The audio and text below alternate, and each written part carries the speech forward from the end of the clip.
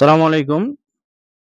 দর্শক, নওগাঁ জেলার মান্দা উপজেলার সতীহাট বাজার হইতে পানিশিয়াল বটতলী যে রাস্তাটি গিয়েছে, উক্ত রাস্তার চিত্র এটা।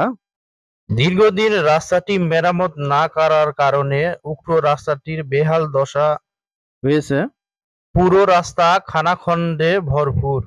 উক্ত রাস্তার পথচারীরা জানান, দীর্ঘদিন ধরে এই রাস্তা দিয়ে তারা চলাচল করেন। উক্ত রাস্তাটি দিয়ে ভীমপুর থেকে শুরু করে হাঁসাগাড়ি এবং পাঁজরভাঙ্গা সহ বিভিন্ন অঞ্চলের লোকজন এই রাস্তাটি ব্যবহার করেন। তাছাড়া উক্ত রাস্তা দিয়ে দক্ষিণ মৈনম স্কুল অ্যান্ড কলেজের শিক্ষার্থীরা এবং মান্দা মহানগর কলেজের শিক্ষার্থীরা যাতায়াত করেন। এতে করে শিক্ষার্থীরা চরম ভোগান্তির শিকার হচ্ছে।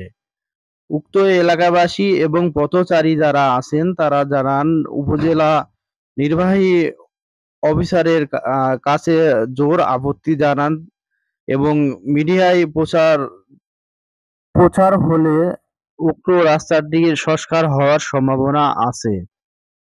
মোহাম্মদ সাজ্জাদ হোসাইন, ঢাকা পোস্ট ৭১, মান্দা উপজেলা প্রতিনিধি, মান্দা, নওগাঁ।